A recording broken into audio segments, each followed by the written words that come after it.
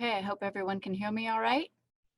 My name is Diane Ramirez and I work for the City of Petaluma, and this is our public meeting for the Local Hazard Mitigation Plan draft review. I want to thank you for signing on this afternoon. This is our virtual public meeting. The City of Petaluma staff have been working on the past year on discussing, ranking, and documenting local hazards. The purpose of this meeting is to share with the community our work to date and to hear your comments related to the plan. On this webinar, we have many city staff members. I'll introduce everybody. From Public Works and Utilities, we have Aaron Zavala, a Senior Management Analyst and today's coordinator. Jason Beatty is the Director of Public Works and Utilities. Gina Benedetti-Petnick is our City Engineer. And then also within Public Works and Utilities, we have Environmental Services Division. Leah Walker, the Deputy Director, is on the line, as well as Chelsea Thompson, Environmental Services Analyst. From the City Manager's Office, today we have Patrick Carter, Senior Management Analyst. And from the Building Department, Doug Hughes, the Chief Building Official. And also from the Fire Department, we have Jeff Schock, our Assistant Fire Chief, and Jessica Power, our Fire Marshal. And also from Wood Environment and Infrastructure Solutions, we have Juliana Prosperi, a project manager. Next slide, please. Next slide as well. So today, for a little meeting etiquette, we ask that you keep the background distractions to a minimum by silencing your phone and keeping yourself on mute for the time being. Next, we're going to move into a presentation. Juliana Prosperi from Wood is going to give us a presentation about the requirements and purpose of the Local Hazard Mitigation Plan and the tasks and milestones of the city's Hazard Mitigation Planning Committee's activities over the past year. After that, we will have a question and answer session. Juliana? Sorry, I lost myself a little bit. I'm here. You're there. Okay. All right. Go ahead, Juliana. It's off to you. Okay. Thanks, Diane. Thanks. As Diane mentioned, I'm Juliana Prosperi. I work at Wood Environment and Infrastructure Solutions. Our team was responsible for supporting the City of Petaluma in the preparation of their Local Hazard Mitigation Plan, or LHMP, over the last 9 months to a year.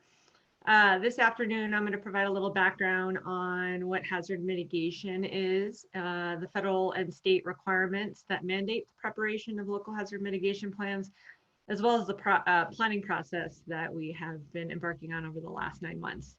The intent is to focus this portion of the presentation on the steps that the city took to develop their LHMP. So if you have any specific questions or comments on the hazards profile, the risk or vulnerability assessment, or the mitigation actions, we can discuss those at the end during the Q&A. So on the slide shown, hazard mitigation is any sustained action taken to reduce or eliminate long-term risk to human life and property from natural and human-caused hazards. This definition comes from Federal Emergency Management Agency and California Office of Emergency Services language. A few straightforward examples of hazard mitigation would be things like strengthening buildings to be more resilient to earthquakes, elevating flood-prone structures in a floodplain, maintaining defensible space, as well as limiting development in floodplains. So the Sonoma County and the City of Petaluma community are really no strangers to natural disasters. As we know, the larger community is still recovering from the 2017 and 2019 wildfires. So each time we experience these events, we learn how to make our people, infrastructure, and the environment more resilient. So these events underscore the need to assess and understand and manage the risks in our communities. Historically, the response, recovery, and repeated damage cycle prevailed, which looks a lot like the graphic shown on the slide in front of us, but without that mitigation or preparedness links, which involve important capacity building and pre-impact actions that communities can take to minimize disaster recovery efforts, environmental impacts, and reconstruction costs. So by shifting towards mitigation, the city can really break this cycle and reduce losses after a disaster. Can go to the next slide. According to a report by the National Institute of Building Sciences, for every dollar invested on disaster prevention, on average, it saves $6 in the long term on costs related to response and recovery. This fact is emphasized, I think really emphasizes why the city of Petaluma is very excited to release their local hazard mitigation plan. It's a fresh look at the city's hazards. It's also a living plan that we constantly update every 5 years. And it also enables them to track mitigation projects and reduce their risks to a range of hazards that could impact the city. Next slide. So what is the regulatory context driving the need for these plans? At a federal level, they are mandated by the Disaster Mitigation Act of 2000, which sole purpose was to reduce the loss of life and property and economic disruption resulting from natural disasters. These requirements are embedded in the Code of Federal Regulations. And if you read the LHMP word for word, you'll notice these references are included at the beginning of each chapter. It's kind of a crosswalk or some language that helps folks understand why the requirements are in there and how the section or chapter in the document relates to the requirements from the Disaster Mitigation Act of 2000. The Act requires that communities prepare and update these plans every 5 years to remain eligible for federal disaster funding and through the funding through the Hazard Mitigation Grant Program. The city's previous plan was called Taming Natural Disasters. This was prepared by the Association of Bay Area Governments on behalf of the city of Petaluma. That plan has since expired, and so that's why we are updating this plan right now. These plans and this legislation also is required for cities to remain eligible for any kind of reimbursement funds they may need after a disaster or hazard event. And the plan also ensures that the city's ready with mitigation projects in the event that funding becomes available to help pay the costs associated with those projects. So next slide on the California state law requirements. So at the state level, there are also various requirements summarized in California Code Section 65302, subsections G and 3 through 5.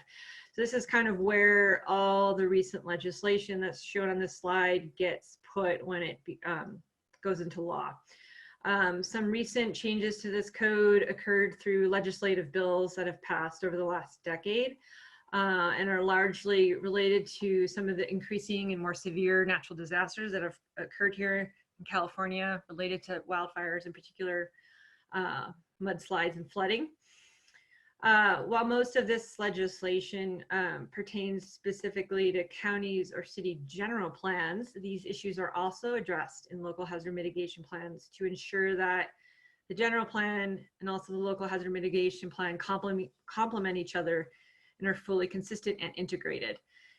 This also ensures that the mitigation actions in both plans are the responsibility of all different departments, which I think you can tell there's lots of folks from the city on the webinar right now.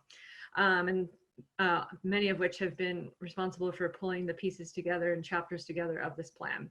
So the recent legislations here, just to go quickly through them, is Senate Bill 1000 required social equity issues to be addressed. Senate Bill 379 required climate adaptation strategies to be addressed in the general plan. It also encouraged a climate action vulnerability assessment be included in LHMPs. And then Senate Bill 1241 required that the general plan address risks in state responsibility areas, as well as very high fire hazard severity zones, and also review by the State Board of Forestry in fire protection. And then lastly, AB 24 really ties the different legislation together for us. It links the LHMPs to the general plan and allows the city also to be, and if they are incorporated, which means that this plan will be adopted into the general plan or amended into the general plan safety element. That also allows the city to be eligible for additional cost shares associated with the California Disaster Assistance Act, excuse me. So what are some of the, so next slide. So what are some of the trends in increased costs for disaster response and recovery? Particularly here in California, there's just more people, there's more houses, there are more structures across the state. There's also more different types of natural and human caused hazards impacting our families and our businesses. And this is evident right now, given the shelter in place restrictions in the state. There's also more disaster declarations each year, and in turn, overall more increased response costs associated with hazard event recovery. So why do we need a hazard mitigation plan? So this would be the next slide. As I mentioned earlier, mitigation planning shifts the city closer towards breaking the cycle associated with high costs. If you just look at the response recovery cycle, these plans prepare cities to prevent loss of life and also protect public safety. The LHMPs guide mitigation activities in a coordinated manner and also in a transparent way that the city can track their successes and share those with the public.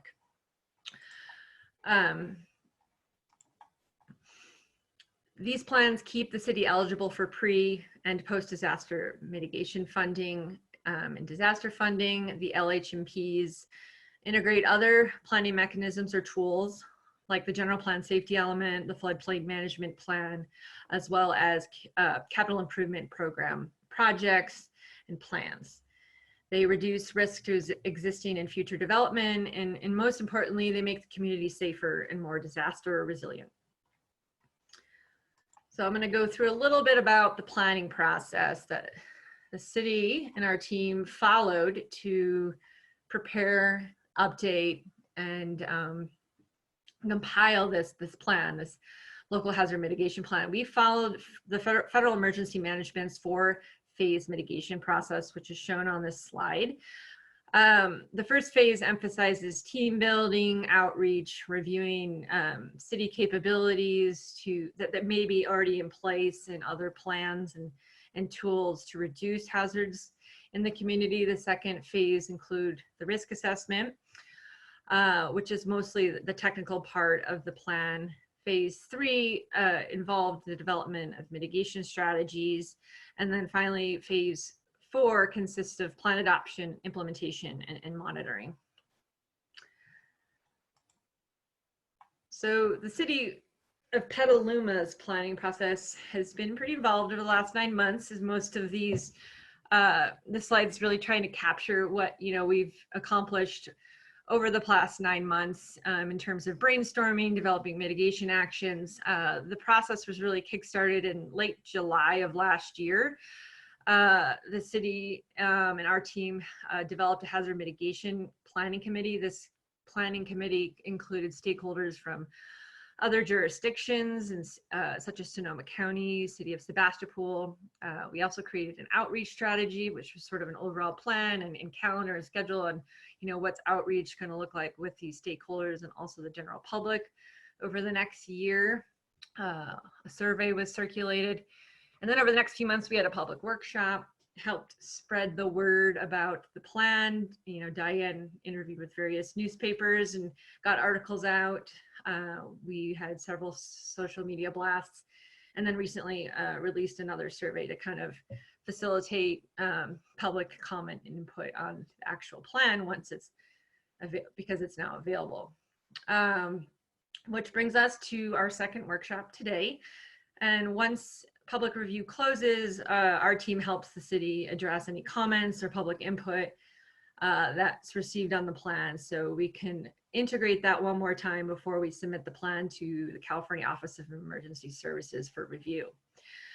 So before the City Council can consider this plan for adoption, it has to be approved or reviewed and approved not only by Cal OES, but also FEMA Region 9.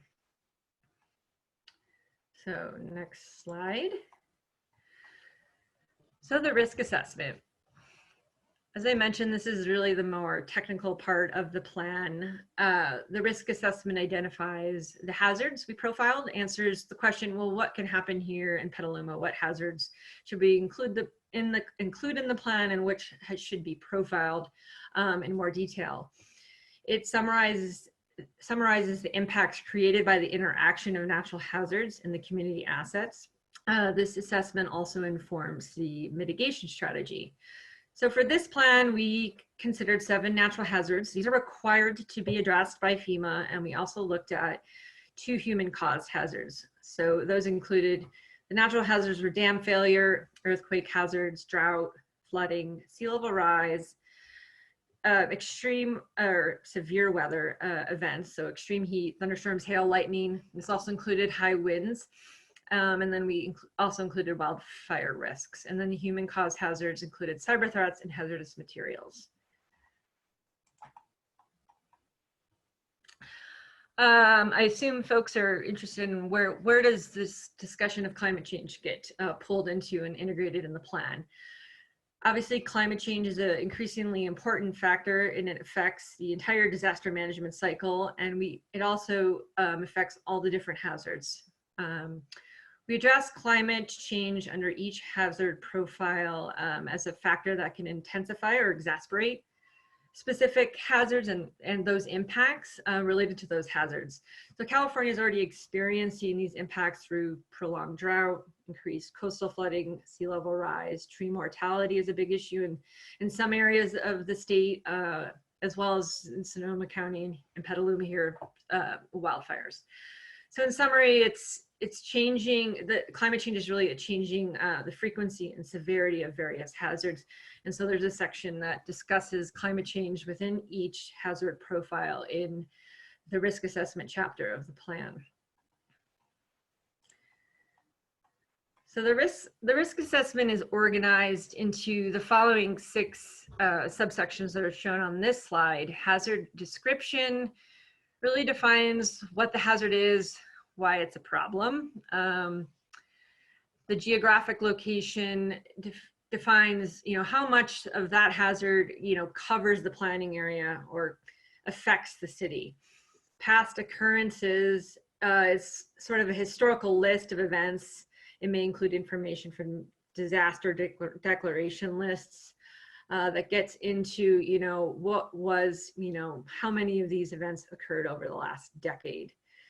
Extent or magnitude gets into the severity of the hazard. In other words, how much damage can it cause?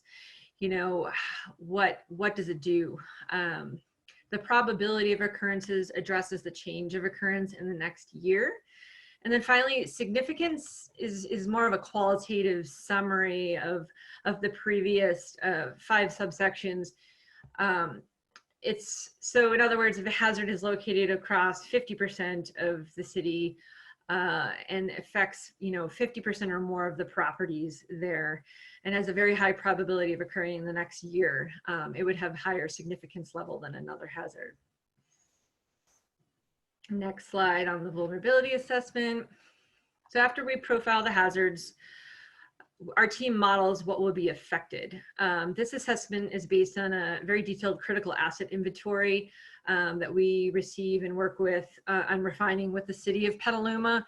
So it includes things like properties, parcel data, what structures and facilities are on those parcels, things like with the wastewater treatment plant, major roadways, bridges, and other infrastructure was included, schools, fire stations, and so on, was included in the critical asset inventory. So if you look at the little graphic on this slide, the natural hazard circle really represents the location, extent, magnitude, and occurrence information. And then the green circle is the community assets, our people, our built environment and infrastructure, also our natural environment. There's a lot of open space in the city. We take into account those properties, and then also the economic assets. And so where you have overlap is what we call risk. So this is a conceptual graphic, but we want that overlap to be small so we can lower the risk, the city's risk to these hazards. And so that's what we look at in the vulnerability assessment. And then if you go on to the next slide, this is a table that really just kind of captures the risk summary of all the hazards that we looked at in the LHMP, in their location, probability of occurrence, severity, and then the overall significance of the hazards. addressed in the plan. And so as you see, some of the top priority hazards were earthquakes, wildfires, drought, flooding, and high winds. And so just to mention that the public safety power shutoffs were addressed as a secondary hazard associated with the high wind hazard topic. And next slide. So the mitigation strategy. This is the action-oriented part of the plan. This lays out the goals, the objectives, as well as specific actions the city plans to take to reduce risks. The goals are really general guidelines that explain what the city, the community, and the public wants to achieve with the plan, whereas the mitigation actions are more specific. They're kind of like projects that will help the city achieve the more broad and overarching goals. The plan describes how the mitigation actions will be implemented. So this includes information on what departments are responsible, what are their roles, what are the funding sources, and what's the timing of implementing the various mitigation projects. An example would be for a goal to minimize development in a hazard zone.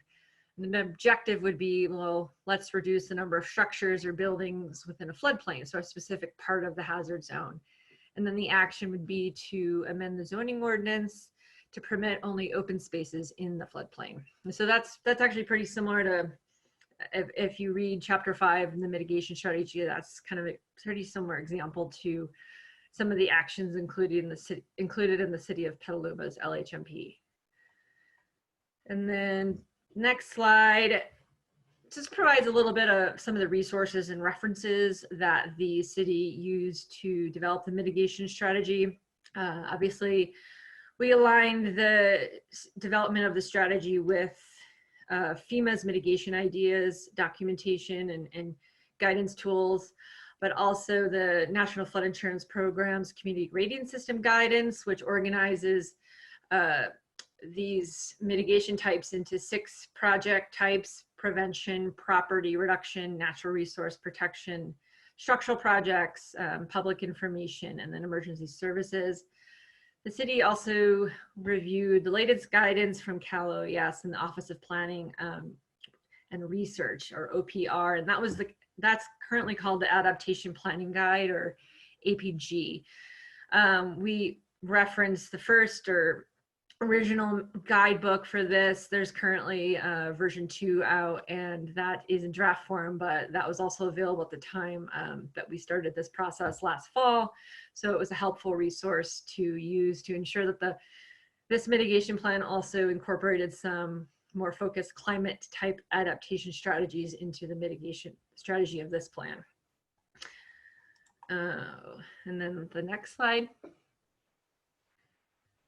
So the outcome of this mitigation strategy was 5 goals, 12 objectives, and 34 mitigation actions, including 3 actions that were carryover from the 2010 Local Hazard Mitigation Plan Annex, which was the plan prepared by the Association of Bay Area Governments.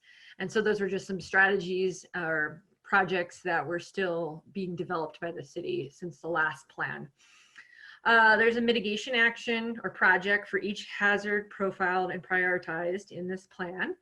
And there are also numerous other actions that address, seismic hazards, flooding, sea level rise, high winds, public safety power shutoffs, and wildfire risks. And so all those are included in chapter 5 of the plan. It sort of tableizes or includes in tables pretty detailed descriptions of the mitigation action, the funding, what department's responsible, and gives a little detail and summary on each action in that chapter. And with that, I'm going to turn it over back to Diane to go over next steps. But thank you for participating today. Our team appreciates that the community carved out some time today to listen to this part of the presentation. Thank you. Thank you, Juliana, for reviewing our plan intent and our process to date. Like I said previously, the intent of this meeting is for the community to provide any comments they might have about the local hazard mitigation plan and to ask any questions about what was documented. All sections of the plan are posted on the city's website. The link is on this slide and will be shown again at the end of the presentation. Next slide, please. And this is what our local hazard mitigation plan website looks like. You will see on there that there is a survey link that we would like you to fill out. It'll help us understand our community a little bit better. There's also a link to a form where you can submit additional comments on the plan. And so now we're going to move into the question and answer and comment portion of our webinar. Again, we'd like to ask that you do mute your microphone when you're not speaking so you can keep the background noise to a minimum. There is a virtual hand raise in the bar, and if you go to the next slide, we can see that. And then also there is a question and answer, a couple of bubbles at the bottom of the screen, or maybe sometimes it just looks like a box with a Q in the center of it, as you can see on this slide. And so if you tap on that, you can type in your question that you'd like to ask. If there's something that's not addressed fully, there is a raised hand element within the webinar. So I will start off with one question that we got through email a little bit earlier today. And Juliana, I think this one's coming at you. The question is, please explain the process and schedule for finalizing the local hazard mitigation plan. Will the City Council consider the local hazard mitigation plan, and when will that happen? Okay, I can start by answering that. So the process that is still underway before this plan is considered or reviewed by City Council and for adoption is that we have public comment and public review open till May 15th. So you can still submit comments. And then our team really takes all those comments at the end of public review, reviews them, figures out if we can address, you know, those comments in the plan, and then if so, where. And so there's a revised document that comes out that sort of shows where we've addressed those public comments. Often comments can involve things like, you know, tweaking or adding more information that may be anecdotal that we didn't have on a resource on a hazard profile specifically. It may also be expanding on some of the mitigation actions that are included in the mitigation strategy. So once that's finalized, we then submit that to the California Office of Emergency Services for review. They typically have 45 days to review the plan. And then making sure it basically meets all the requirements that I mentioned that are embedded in the Disaster Mitigation Act of 2000 and the federal code legislation. After they've done that, if they have any comments, they come back to the city and our team to make sure that we address those. And so we may also make additional revisions if necessary at that time. And then if everything is good, the Cal OES will review and finalize, you know, their comments and then approve the plan and send it off to FEMA Region 9. And so then at a federal level, FEMA will review the plan and kind of go through the same process.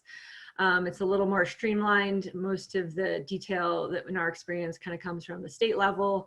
But at that time, they will review and provide documentation to the city before it goes to council that, you know, they've signed off on this plan. It's ready to be considered at a local level. So it kind of goes to the state, the feds, and then back to the city for adoption. And then at that point, we finalize the plan, and this provides another opportunity for public comments, you know, at city council hearing. I don't know if you have anything else to add, if I got some of the key dates in there, but I think May 15th is the key date. And then keep in mind that it's still another, that would be about 3 months out before it's probably going to go to council. That's what we have on our schedule so far. Okay. So, yeah. And so at this time, I'm not seeing any other questions logged into our Q&A section. I will also ask our coordinator, Aaron, if there's any hands raised. I'm looking around for that and not seeing it immediately. At this point, I see none. Okay. Well, it may be that we are at the end of our Q&A section. And so we can move on to wrapping everything up. Yes, so there's our wrap-up slide. I just want to say thank you to everybody who participated today. There are a lot of staff members here who participated in the entire process and have also assisted with helping this webinar go off for the community. And I do appreciate everybody's time. And you will see that the recording of this meeting is going to be posted on our city website on that same local hazard mitigation page that we showed you briefly and can show you again. As Juliana said, the comments can be submitted until May 15th. There is the online comment form, both a survey so that we can know a little bit more about our community, but also a form where you can submit your comments about the local hazard mitigation plan.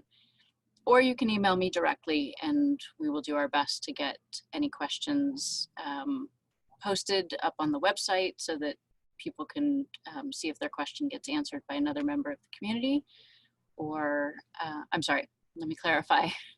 City staff would answer the question, but we would post it on the website so that other people can reference if they have a similar question. And so I think that's covered everything that we have today. Thank you very much. And Erin, I'll turn it back to you so you can take us out. Thank you for joining us, and concludes this meeting for today.